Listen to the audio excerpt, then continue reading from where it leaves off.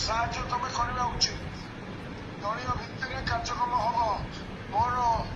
ମୋର ମନା ନାହିଁ ଯେ ସମୀର ଦାସକୁ ଆମେ ଟିକଟ ଦେଇଥାନ୍ତୁ, କିନ୍ତୁ ପରିବର୍ତ୍ତିତ ପରିସ୍ଥିତିରେ ସମୀର ନାଁରେ ଯୋଉ ପ୍ରକାରର କାଗଜପତ୍ର ବାହାରିଥିଲା ତାକୁ ଦେଖିଲା ପରେ ଦଳର ନିଷ୍ପତ୍ତି ସେଇଟା କରାଯାଇଥିଲା। ଯଦି ସେ କଥାଟା ତାକୁ ଟିକଟ ଦିଆଗଲା ପରେ ବାହାରିଥାନ୍ତା ତେବେ ଦଳର ସମ୍ମାନ କେବେ ରହନ୍ତା ନାହିଁ। ତୁମେମାନେ ଯୋଉମାନେ ସମସ୍ତେ ଆସିଛ, ସରପଞ୍ଚ, ସମିତିସଭ୍ୟ, ଜିଲ୍ଲା ପରିଷଦ ଚେୟାରମ୍ୟାନ, ନିମାପଡ଼ା ଏବଂ ଗ୍ରୁପର ସମସ୍ତଙ୍କୁ ନିବେଦନ, instruction from chief minister and instruction president, ସମସ୍ତେ ଏହି କାର୍ଯ୍ୟକ୍ରମରେ ଯେମିତି ଦୟାକରି ସାହାଯ୍ୟ କରିବ ଶଙ୍ଖଚିରକୁ, ଶଙ୍ଖଚିରକୁ।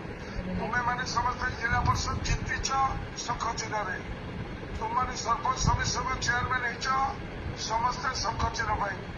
ତେଣୁକରି ଗୋଟିଏ ଧାଡିରେ ଦିଆଯିବ।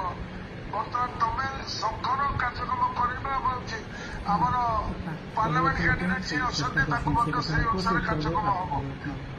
ସମସ୍ତଙ୍କୁ ସେଇ ନିବେଦନ ରଖୁଛି। କାହାର କିଛି ପଚାରିବାର ଅଛି ଯଦି କ୍ୱେଶ୍ଚନ ମତେ ପଚାର।